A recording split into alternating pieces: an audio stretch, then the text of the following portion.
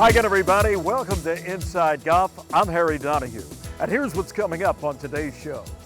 We're going to be headed up to Bucks County and Doylestown Country Club for the Gap Adaptive Championship.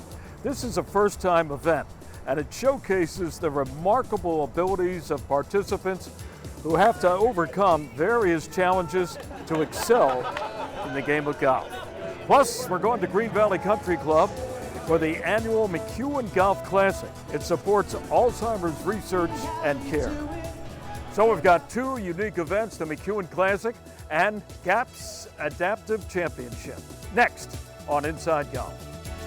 The 27th season of Inside Golf is presented by Destination Montco Golf, the First Tee of Greater Philadelphia, the Philadelphia Association of Golf Course Superintendents, the Golf Association of Philadelphia, GAP, Jersey Man and Philly Man Magazine, and Inside Golf's partner since 1998, the Philadelphia section of the PGA. Golf is the great equalizer. For many, this journey is an escape from reality, a chance to be part of a team, a career opportunity. PGA Reach impacts lives through golf by lifting people up, giving them hope, and sending them down an alternate path that they never saw coming. With PGA Reach Philadelphia, as in life and in golf, the most important shot you take is the next one. When you vacation in Montgomery County, PA, your money worries get a vacation too. Oh, you gotta get your value. Feel free to explore the soldiers' huts. Free? $4, that's it? Keep the lettuce coming, Diane. Parking is free! Hey, it's free! With so many affordable things in Montgomery County, go ahead. Freak out.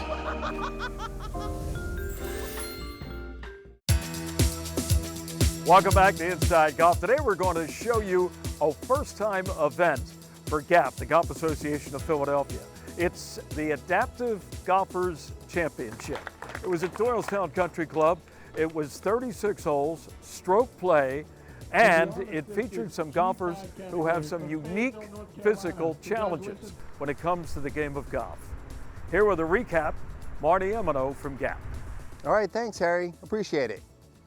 Old met new as GAP entered the adaptive golf space for the first time in its 127-year history this October.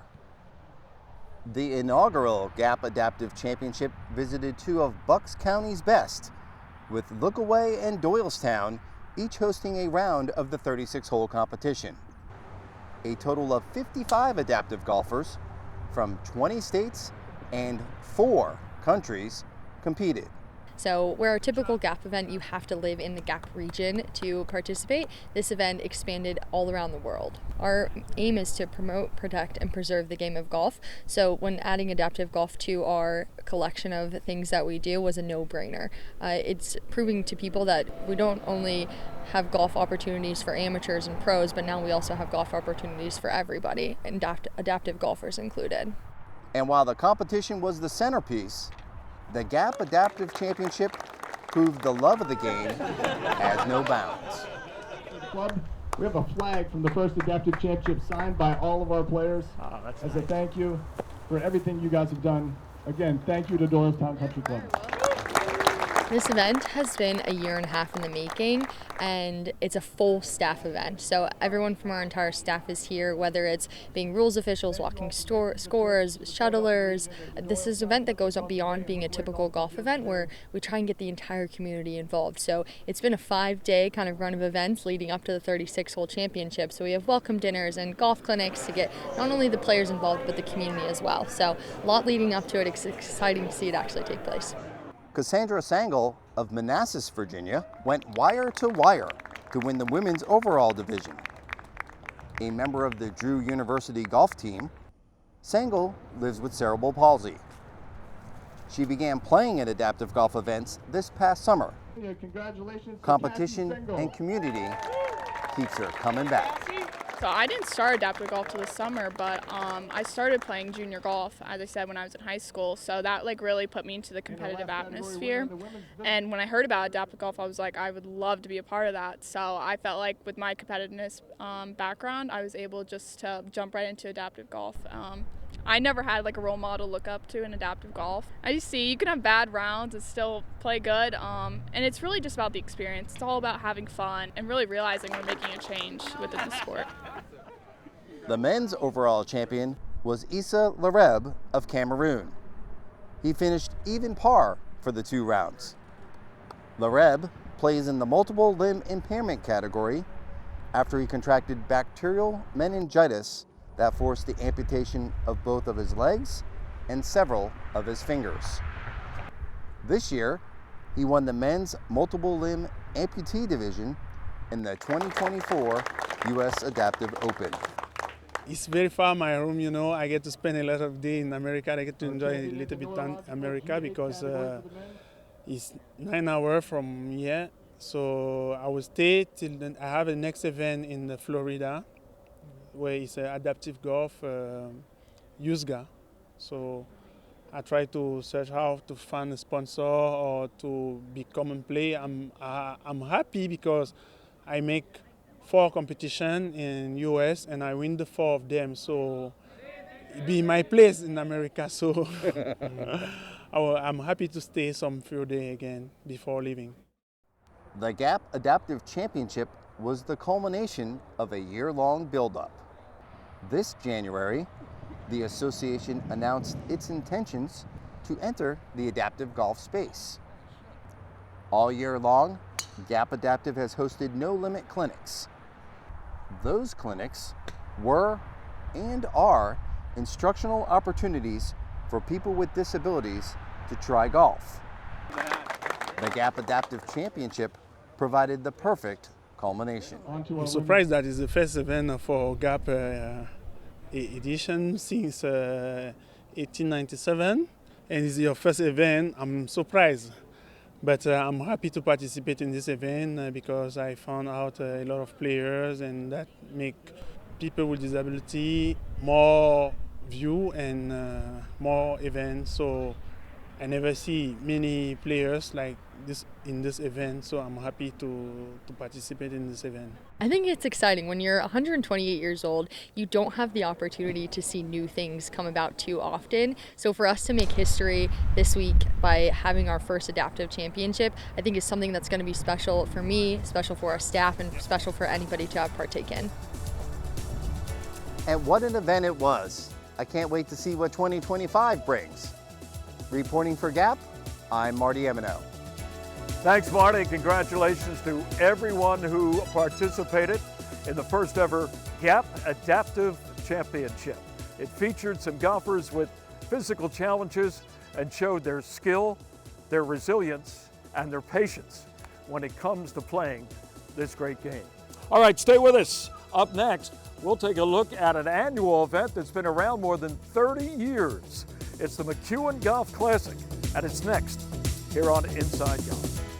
The Golf Association of Philadelphia. Founded in 1897, GAP is the nation's oldest regional or state golf association. We serve amateur golf in Eastern PA, Southern New Jersey, and all of Delaware. GAP welcomes all golfers, junior or senior, male or female, public or private. Join the Golf Association of Philadelphia today. Our mission is always to preserve, protect, and promote the great game of golf. Before you tee it up, look us up. Visit gapgolf.org to find out more.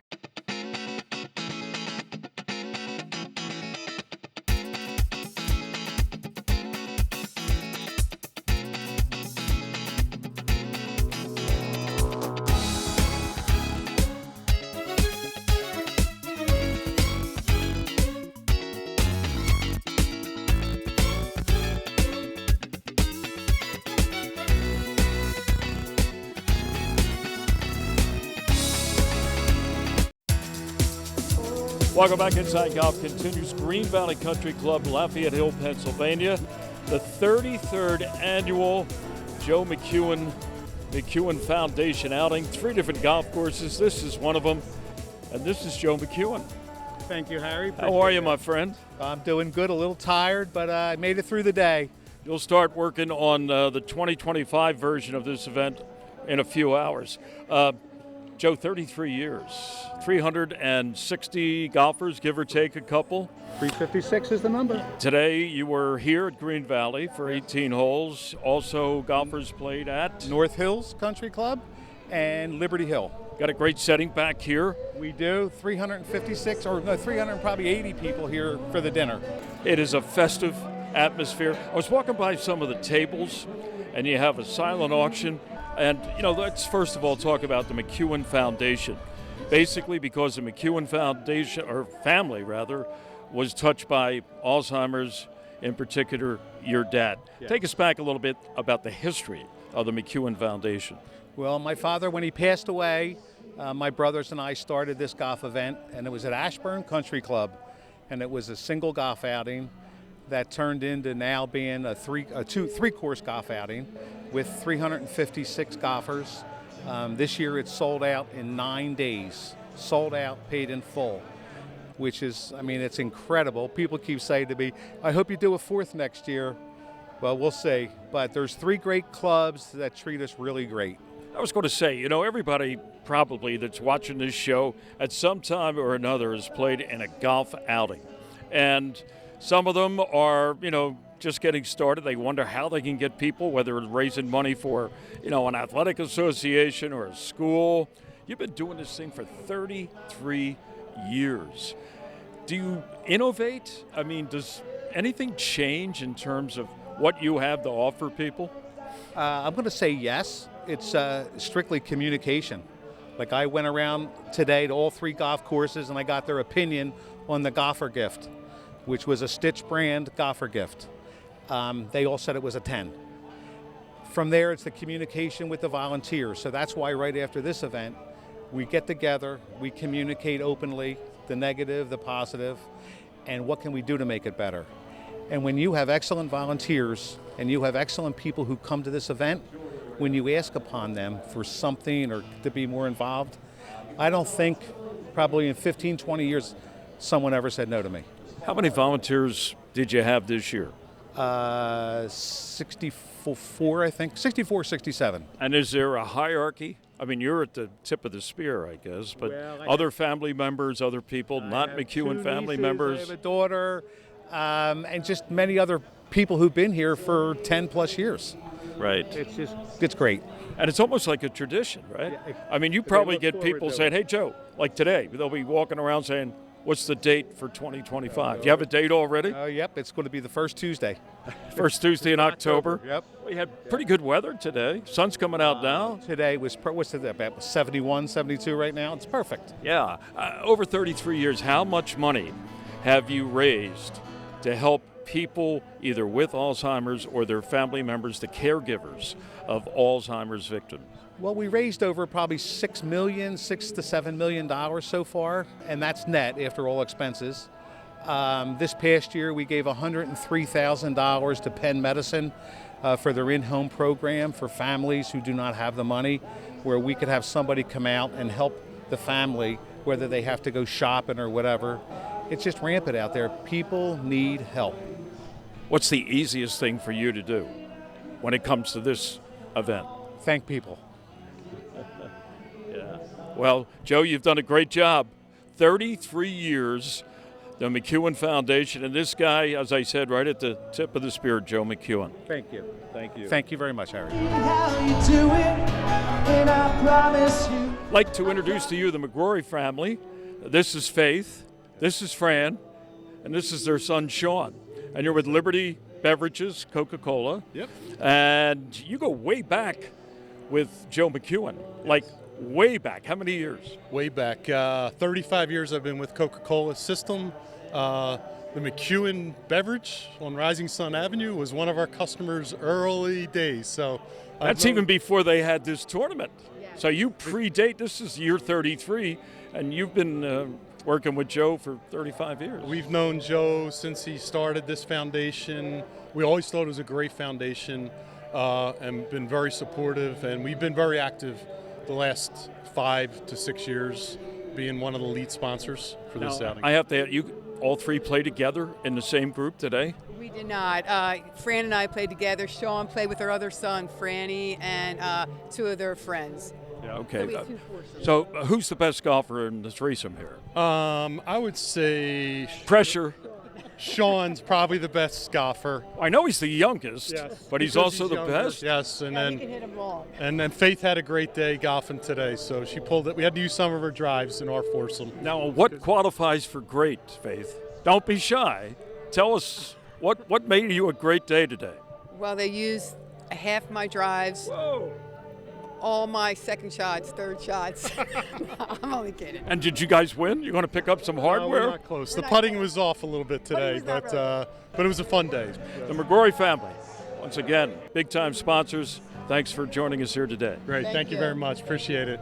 Well, not everybody who plays in the McKeown Foundation event is an amateur. This is Jim Bogan, Director of Golf at Ben Salem Golf Club in Bucks County. How did you get involved in this event? Well, I met Joe probably about 5 years ago. He came to our club looking for some Titleist product, and we've been in a relationship ever since. And a great cause, Unbelievable. Alzheimer's research, care for caregivers, and also for patients. You know, Jim, you probably put on how many golf outing events at Ben Salem? Quite a few a year. That's what I mean. Yes, and this event is the event of the year, I think. If you look at what Joe goes through to get this together, his energy is unlimited. His love for the golf community, just like you, Harry. You've done a tremendous job for the Philadelphia PGA and all. And I believe that Joe has a higher calling. You know, to have the Philadelphia area have an event like this is really blessed.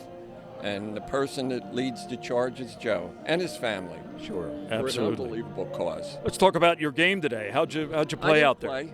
Oh, you didn't? No, you're just here right from work. As a friend? Yes, as a friend, a loyal friend, and a supporter. Well, thanks, Jim, for everything you do, not only at Ben Salem, but at events like this. Yeah. I guess we'll see you next year. Yeah, I want to thank you, Harry, for what you do. Well, it's our pleasure. You know why? Because, like I say to people, what's the best part of this job? The people that I meet, whether it's a professional, an amateur, somebody that's played their whole life, somebody just starting out. Yeah. There's nothing like golfers. No, it isn't. Things bring you together. Our Teed Off panel is brought to you by LuLu Country Club. Welcome back. Inside Golf continues. It's time for our Teed Off panel, and we are back at LuLu, right on the back deck, overlooking what hole is this? Number 13. Number 13. Okay, and so far so good. We don't have our construction hats on or anything. We're safe. These guys are hitting it straight off the tee on 13. Okay, our panel today from Overbrook. And you'll remember him when he was president of GAP for several years, Mr. Oscar Mestri. Good to see you, Oscar. Good to be here, Harry. You look nice and sporty. That logo, that Thank Overbrook logo looks different on you, you know. Jim Sullivan, he is our host here at LuLu. John Russ trusts him to say the right thing all the time, most of the time. Thanks John, for of course, having me, is the general manager here and Sully's partner frequently in tournaments. Good to see you. And my old buddy, Harry Mays from radio fame, and now, as he likes to say, he's taking it forward when it comes to the way golf is discussed with his podcast, Swing It and Ding It with the Moose. Here. That's right. And also Danielle Matthews. Danielle Matthews. You can listen wherever you listen to podcasts. Wherever you get your podcasts. Wherever you get your podcasts. That includes iHeart, right? Mm-hmm. That's Absolutely. A plug for Moose. That's right. All right. Hey, fellas, we're going to spout off. Occasionally we do that here where we get something off our chest regarding the game of golf. A lot of times it's maybe things that are not maybe to our liking. So, Oscar, you're in the leadoff position here in the foursome. Give me something or something plural about the golf game that you're a little bit concerned about. So I think, you know, there's been so much to celebrate in the game of golf over the last bunch of years, post-COVID, right? We've attracted a lot of players. The game is growing. One of the challenges that comes with growing the game is IQ of golfers.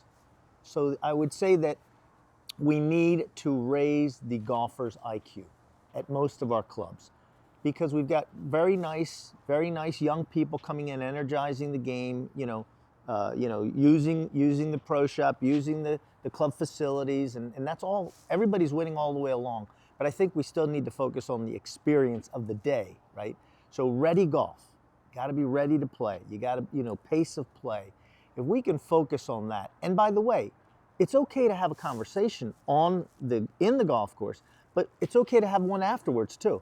You know, patronize your 19th hole, hang out there for a little bit and tell stories there, as opposed to on the first tee or on the green with everybody with their hands on their hips waiting to hit.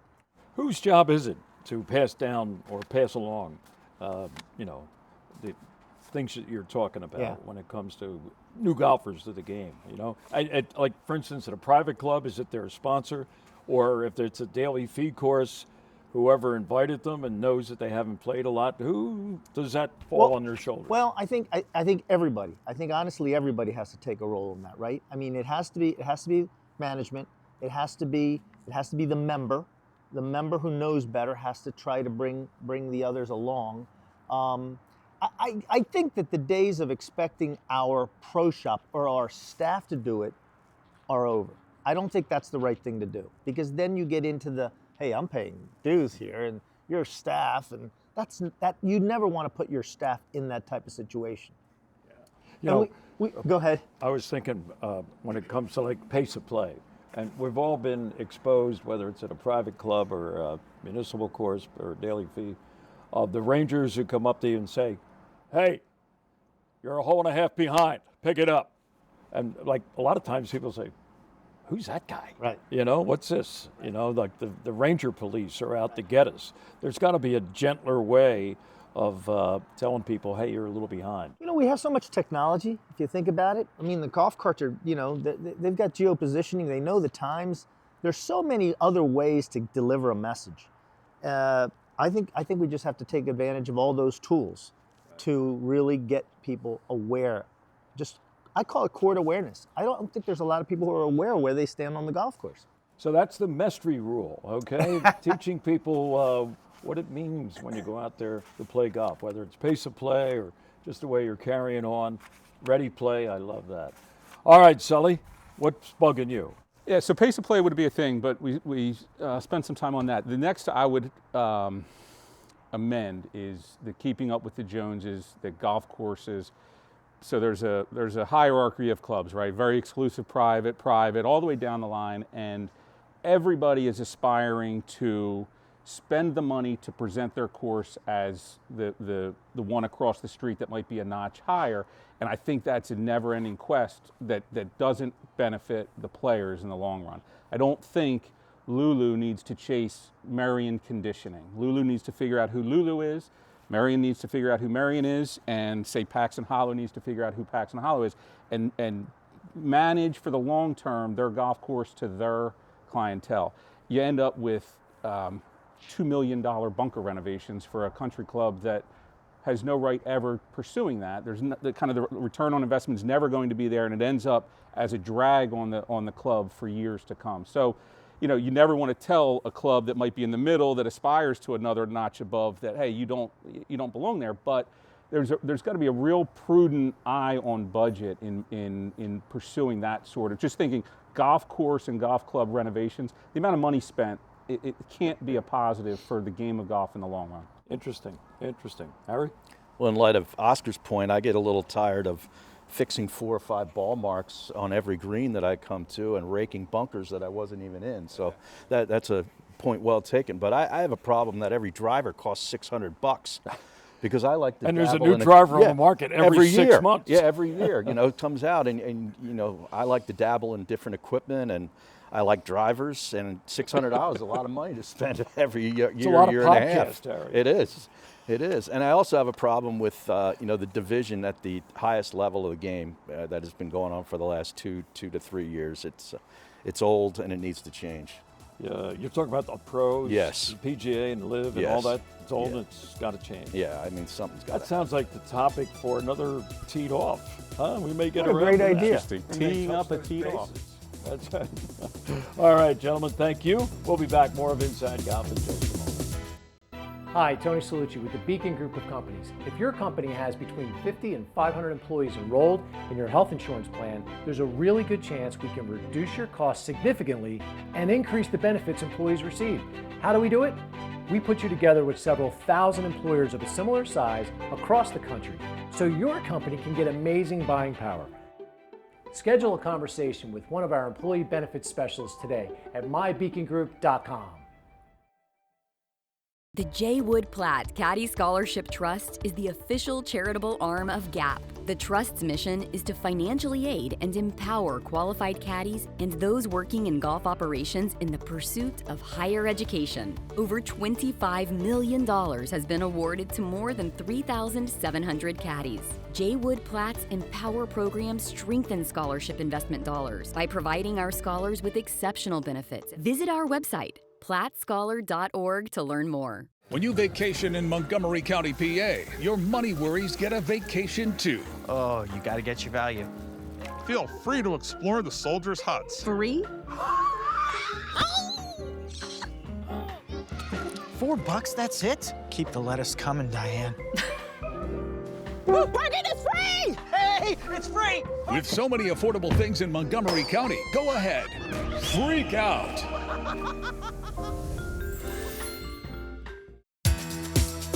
That's going to do it for this week's edition of Inside Golf. Next week, we're going to take a look at the recently held Super Scratch Invitational. It was played at Huntington Valley Country Club. Now, what is this Super Scratch Invitational all about? Well, it was an idea of Andrew Mason. He's a longtime member at Huntington Valley. And what it benefits is scholarship money for young people interested in turfgrass and agronomy. In other words, people interested in a job that really is a job for the unsung heroes of the game, people that work out there on the golf course so that we can play the game we love. That's next week here on Inside Golf. I'm Harry Donahue. We'll catch you next week right here on Philadelphia's longest running golf show, Inside Golf. The 27th season of Inside Golf is presented by Destination Montco Golf, the First Tee of Greater Philadelphia, the Philadelphia Association of Golf Course Superintendents, the Golf Association of Philadelphia, GAP, Jersey Man and Philly Man Magazine, and Inside Golf's partner since 1998, the Philadelphia section of the PGA.